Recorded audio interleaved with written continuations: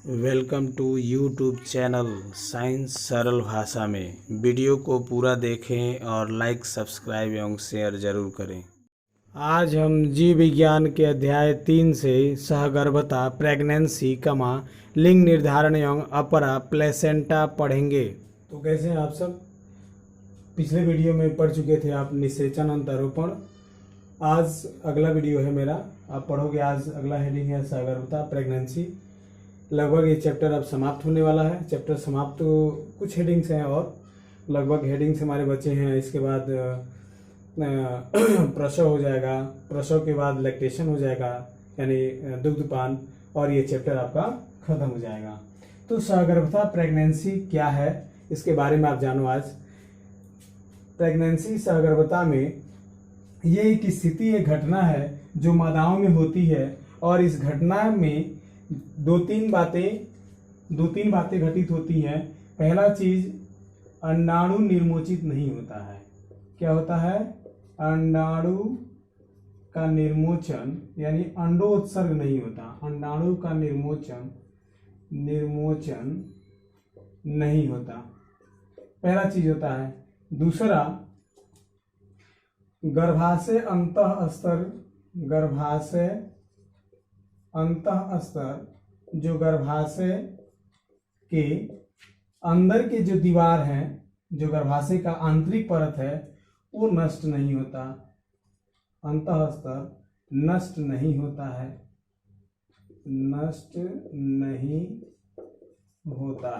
ठीक है, ये नष्ट नहीं होता है। इसके बाद से ऐसे एक बात हो गया, दो चीजें हो गई। तीसरी चीज होती है कि इस दौरान मासिक स्राव नहीं होता है। तीसरा बात हो गया, मासिक स्राव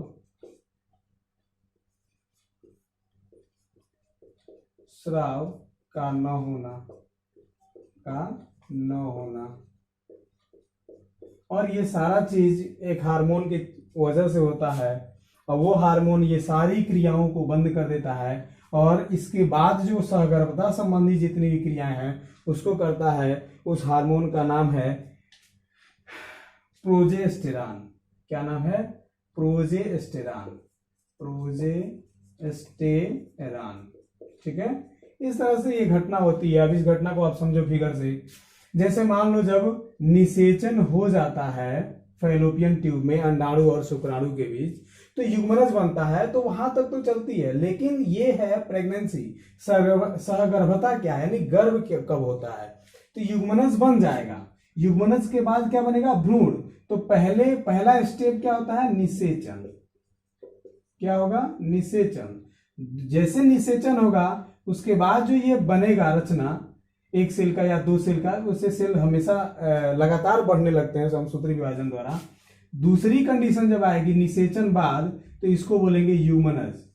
क्या बोलेंगे? युग्मनज, जाइगोट। और उसके बाद से जब ये और आगे थोड़ा सा बढ़ेगा तो इसको बोलेंगे भ्रूण। इस तरह से ये आगे बढ़ते हुए और लगातार अपने सेलों में वृद्धि करते हुए आगे आएगा, और ये आ जाएगा अंतरोपण के माध्यम से। यहाँ इसका क्या होता है? अंतरोपण होता है। क्या होता है? अंतरोपण होता है। अंतरोपण हमने बताया था पिछले वीडियो में, आप देख लीजिएगा। जैसे अंतरोपण हो जाता है उसके बाद इस रचना को क्या हम बोलने लगते हैं? गर्भ। क्या बोलते हैं? गर्भ। और इसी स्थिति में ये तीनों घटनाएं होती हैं। अंडाणु का निर्मोचन, हमने थोड़ा, आप ध्यान दीजिएगा, अंडाणु का निर्मोचन नहीं होगा, गर्भाशय अंतःस्तर नष्ट नहीं होता है, और मासिक स्राव रुक जाता है। और ये सारी क्रियाएं प्रोजेस्टेरॉन हार्मोन के द्वारा घटित होने लगती है। ठीक है, और ये सारी क्रियाएं, ये सारी घटनाएं ये इस हार्मोन से होता है। इसके अलावा और भी कई हार्मोन आते हैं। जैसे हार्मोन है, अगला हार्मोन है जिसका नाम है, मैं यहां लिख दे रहा हूं, आप देख लीजिएगा। इस हार्मोन का नाम है human chorionic gonadotropin. Human chorionic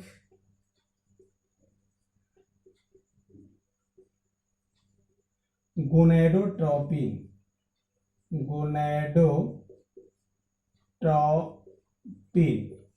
ये हार्मोन गोनाडोट्रोपिन हार्मोन, जिसका शॉर्ट नेम है HCG। और भी हार्मोन है इसके अलावे, उसका शॉर्ट कोड नेम है HPL। क्या नाम है? HPL। इसको बोलते हैं ह्यूमन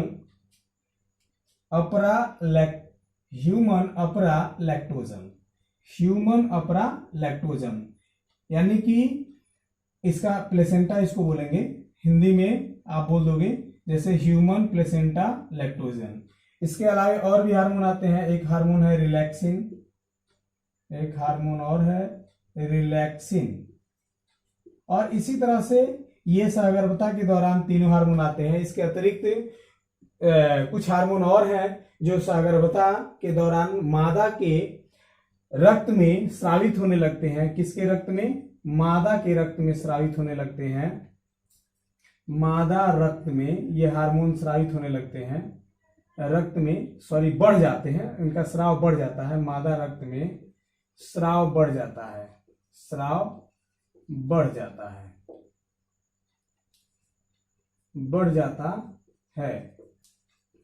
कौन कौन से हार्मोन का? ये 2 हार्मोन है। इन हार्मोनों का नाम है एस्ट्रोजन और प्रोजेस्टेरॉन। ठीक है, एस्ट्रोजन और एवं प्रोजेस्टेरॉन। ये 2 हार्मोनों का स्राव मादा रक्त में बढ़ जाता है और इसके बढ़ने से फायदे भी होते हैं। भ्रूण का भरण पोषण अच्छा से होता है और जो मादा होती है, जो माँ होती है जच्चा, उसका भी जितनी भी उपापचयी क्रियाएं होती है वो बढ़िया तरीके से होती है इन्हीं 2 हार्मोनों के कारण।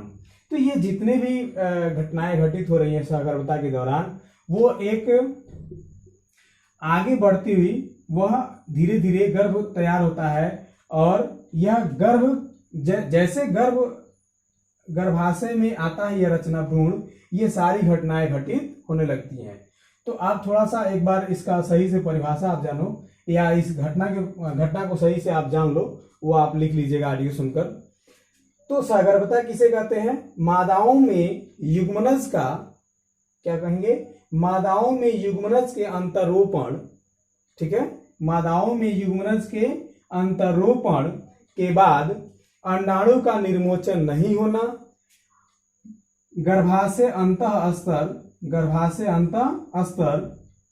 का नष्ट न होना और मासिक स्राव का न होना, इस स्थिति को हम सहगर्भता कहते हैं। ठीक है, इसे और भी कई तरीके से आप जान सकते हो। इसमें आती है, जैसे इसमें बात आ जाएगा, देखिए जैसे युग्मनज का अंतरोपण, ठीक है, अंडाणु निर्मोचन का न होना, गर्भाशय अंतः स्तर का नष्ट न होना, ठीक है, मासिक स्राव का न होना। मासिक स्राव भी जो रक्त आता है, इसमें रक्त जो आता है उसका न होना, और इस तरह से इतनी ये घटनाएं होती हैं। ठीक है, अब इसमें आप देखोगे कि जो गर्भ होता है वह मानव में कितने महीने का होता है? गर्भ मानव में 9.5 माह का होता है, यानी कि 9.5 माह का। ठीक है, 9.5 माह का, यानी टोटल हो जाएगा आपका 285 दिन का। ठीक है, 285 दिन का ये होता है क्या? गर्भ, यानी कि मानव में गर्भ कितने दिन का होता है? कितने माह का? 9.5 माह का और 285 दिन का। ये आगे घट बढ़ भी सकता है, थोड़ा इधर उधर भी होता रहता है। ठीक है, लेकिन ये औसतन मान है 9.5 माह और 285 दिन। ठीक है, और इस दौरान गर्भ जब रहता है तो मादा के विभिन्न अंगों में बदलाव आते हैं। जैसे मादा के उदर में उभार आना, मादा के उदर गुहा में उभार, ठीक है, उभार, स्तन में सामान्य से ज्यादा उभार, सामान्य से अधिक उभार होता है। ये कुछ घटनाएं होती हैं। उसके बाद से और भी कुछ घटनाएं होती हैं। मादा का जब उदर गुहा में उभार होता है तो यूटेरस का आकार बढ़ने से जो हमारा पाचन तंत्र होता है वह मादा में पाचन तंत्र का जगह थोड़ा छोटा होने लगता है। तो उस समय मादाओं में अक्सर होता है कि उनका कैक उनका होने लगता है, वोमिटिंग होने लगता है उनका, ठीक है। तो उससे उसका वजह यही होता है कि धीरे धीरे जब वह यूटेरस बढ़ता है, बच्चेदानी का आकार बढ़ता है, तो उससे लगातार वृद्धि होने से वो महाशय का जगह, आंत का जगह सब धीरे धीरे टलता है। और जब वह अनसेटल होता है, धीरे धीरे डिस्टर्ब होता है, तो वहां भोजन नहीं पच पाता, भोजन कम होने लगता है। उसके बाद धीरे धीरे फिर भोजन बढ़ता है, ठीक है। तो ये लगभग घटना 3-4 माह का जो गर्भ रहता है उसमें बहुत ज्यादा होता है। जब गर्भ धीरे धीरे स्थिर हो जाता है, यानी कि टोटल गर्भ बढ़ता है 5-4.5 माह तक गर्भ बढ़ता है और 5वें माह में पूरी तैयारी हो चुकी रहती है। बच्चे की जो शिशु है उसका सारा संरचना बन चुका रहता है। आंख, रोम आ जाना, शरीर पे बाल आ जाना, सारे हाथ पैर बन जाते हैं और 6वें माह से बच्चा एकदम स्वतंत्र हो जाता है और बिल्कुल आंख उसका खुल जाता है 6वें माह में। और वह धीरे धीरे उस माँ के गर्भ में 3 माह तक पूरा वातावरण का, अपने जो आसपास का परिवेश है माँ के द्वारा जो तैयार किया गया वो सारा अवलोकन उसका करता है उसमें। तो सगर्भता के दौरान इतनी सारी घटनाएं होती हैं, आपने देख लिया। अगला मेरा हेडिंग है लिंग निर्धारण, ठीक है। अगला हेडिंग है लिंग निर्धारण। तो लिंग निर्धारण में आप देखोगे, हालांकि लिंग निर्धारण इससे पहले ही हमें बता देना चाहिए, खैर कोई बात नहीं। लिंग निर्धारण में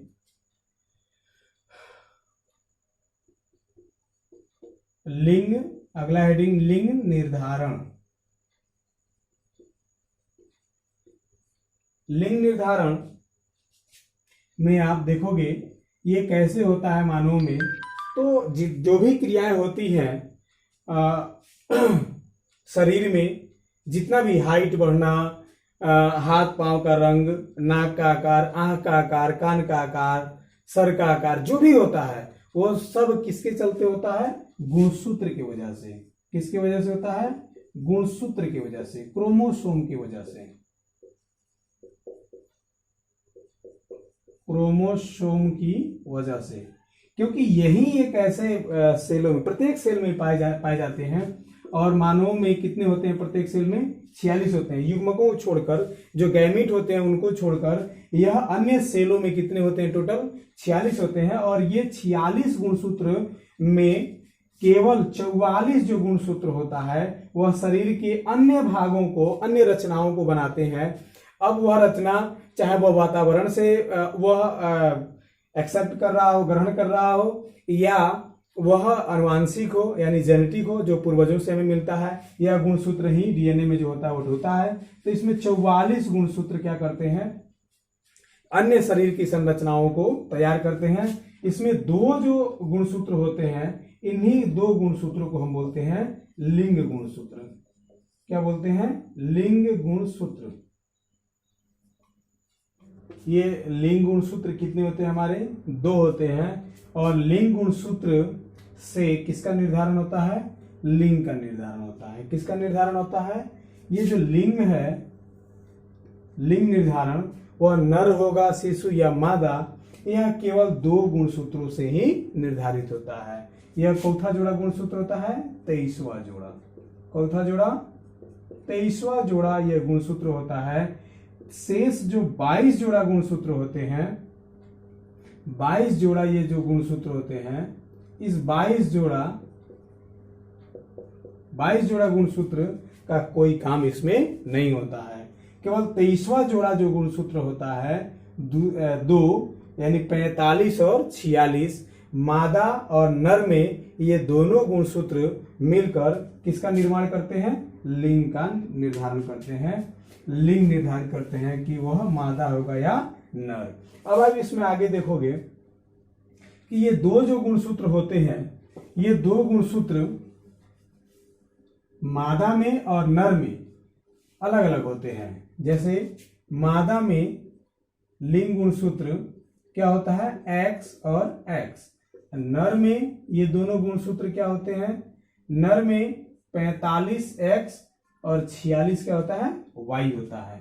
अब इसी में जब नर और मादा का मिलन होता है, यानी कि संभोग होता है, उस दौरान नर मादा का X और नर का X जब ये दो मिलते हैं तो वह शिशु क्या होता है, शिशु का लिंग निर्धारण जो होता है वो शिशु लड़की, ठीक है, वह शिशु क्या होगा, क्या हो जाएगा, शिशु लड़की हो जाएगी, ठीक है।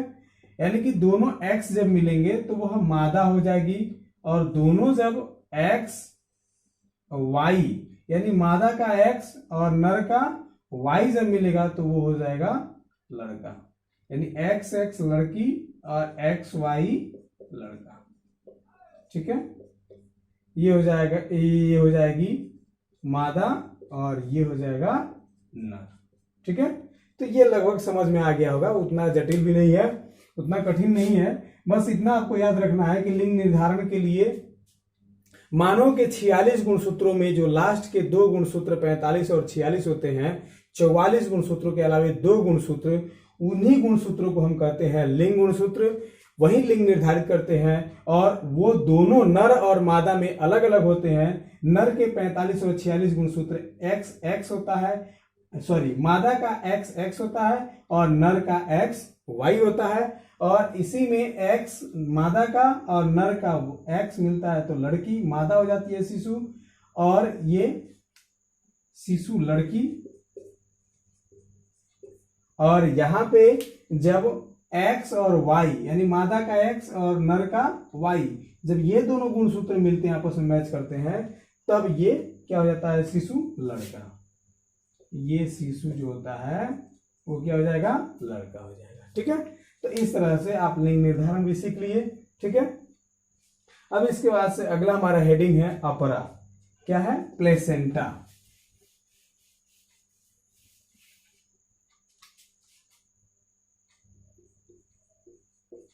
अपरा, प्लेसेंटा, ठीक है। तो ये प्लेसेंटा अपरा है क्या, ठीक है। अपरा को जानने के लिए देखिए, अपरा सबसे पहले देखिए है क्या। अपरा एक वह रचना है जिससे भ्रूण का पोषण होता है। भ्रूण में जितने भी पोषक पदार्थ मादा से यानी जच्चा से, जो माँ है भ्रूण का, जो गर्भ का, वह उस अपरा से ही उसमें ट्रांसफर होता है, स्थानांतरित होता है। और भ्रूण में, गर्भ में जो अपशिष्ट पदार्थ होता है उपापचयी क्रियाओं के बाद, वह मादा के रक्त में उसी अपरा से पहुंचाए जाते हैं। आइए इसको फिगर के माध्यम से बहुत बढ़िया तरीके से समझते हैं।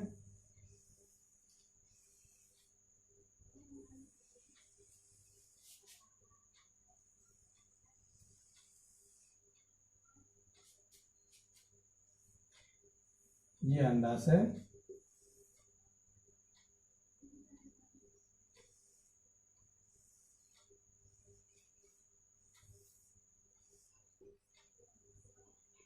ये हमारा गर्भाशय हो गया, और इसी में गर्भाशय में ही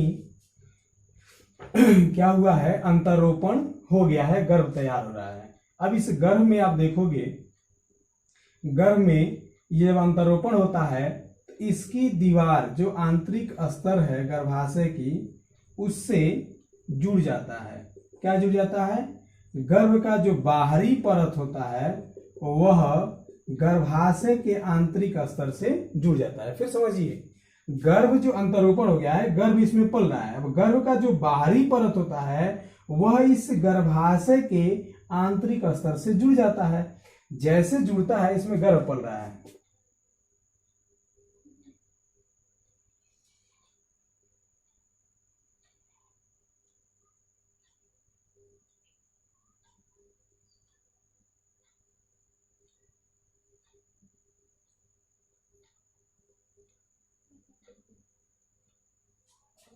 ये गर्भ पल रहा है, ठीक है। और इस गर्भ के, ठीक है, आप देखोगे गर्भ से ये एक कोड होता है, नाभिक रज्जु जिसे बोलते हैं, एम्बिलिकल कोड, ठीक है। इसी कोड के माध्यम से, इसी नाभिक रज्जु के माध्यम से ये बाहरी परत जुड़ा होता है, ठीक है। तो आप देखोगे यहां पे आप देखोगे कि जो गर्भ का बाहरी भाग होता है इस पे अंगुली जैसी रचना बन जाती है, ठीक है। और उसी अंगुली जैसी रचना को जरायु नामक पतली झिल्ली कहते हैं। ये जरायु नामक पतली झिल्ली होती है।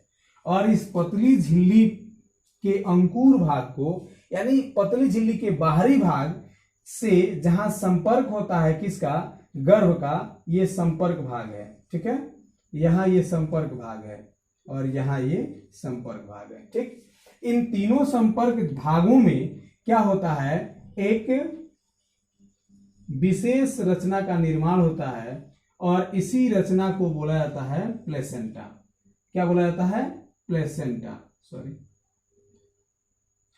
इसी विशेष रचना को बोला जाता है प्लेसेंटा, अपरा। और यह जो होता है किससे जुड़ा होता है, यह जुड़ा होता है एम्बिलिकल कोड से, ठीक है। यह अपरा जो होता है प्लेसेंटा, ये एम्बिलिकल कोड से जुड़ा होता है। अब जितनी भी माँ जिस प्रकार की पोषक तत्व खाती है या जैसे वो रहती है, सारी सूचना, सारा पोषक पदार्थ इससे उसको कोडित होता है, क्योंकि ब्लड के माध्यम से सब चीज आते जाते रहते हैं। और इसी कोड, इसी एम्बिलिकल कोड से, नाभिक रज्जु से आप इसको देखोगे, इसको हम बोलते हैं अपरा। क्या बोलेंगे, अपरा। इसको बोलेंगे नाभिक रज्जु, रज्जु। इसको बोलेंगे जरायु नामक पतली झिल्ली, पतली झिल्ली, ठीक है। और ये गर्भाशय का आंतरिक स्तर, गर्भाशय अंतः स्तर,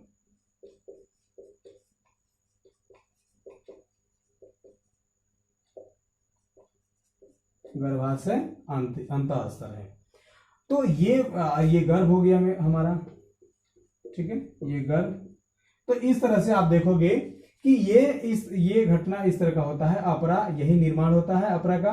कहाँ निर्माण होता है, गर्भ के ऊपरी भाग में जरायु नामक पतली झिल्ली होती है, उसके अंकुर से ये गर्भाशय अंतः स्तर का संपर्क होता है और उसी संपर्क सतह पे, उसी संपर्क स्थान पर एक विशेष रचना का निर्माण होता है, जहां से उस रचना को ही अपरा बोला जाता है। उस अपरा से इसके अंदर क्या क्या जाता है, O2 जाता है, ठीक है, प्लस पोषक पदार्थ, पोषक जाता है। और क्या क्या बाहर जाता है, अपशिष्ट पदार्थ। क्या बाहर जाता है, अपशिष्ट। और अपशिष्ट कहाँ जाता है, मादा के रक्त में, ठीक है। कहाँ जाता है, मादा के रक्त में, ठीक है। तो ये आप समझ लो पूरा बढ़िया से, और इसको वीडियो को रोक रोक देखे, बीच में रोक रोक कर देखे, सही से देखें, समझे, ठीक है। मेरा कुछ क्वेश्चंस है, आप क्वेश्चंस का आंसर दो, ठीक है। बढ़िया से पढ़ो, ज्यादा से ज्यादा सब्सक्राइब करो, लाइक करो, जितने ही बच्चे हैं उनको सबको शेयर करो ताकि वो भी सब्सक्राइब कर लें, पढ़ें। मेरा कुछ क्वेश्चंस है, आप आंसर दो इसका। पहला क्वेश्चन मेरा है, अपरा क्या है। पहला क्वेश्चन है मेरा, अपरा क्या है। दूसरा क्वेश्चन, सहगर्भता में कौन कौन से हार्मोन मादा रक्त में बढ़ जाते हैं। सहगर्भता के दौरान कौन कौन से हार्मोन मादा रक्त में बढ़ जाते हैं। अगला क्वेश्चन मेरा है, सहगर्भता में कौन कौन से हार्मोन स्रावित होते हैं। अगला क्वेश्चन, सहगर्भता में कौन कौन से हार्मोन स्रावित होते हैं। उसके बाद से मेरा अगला क्वेश्चन है,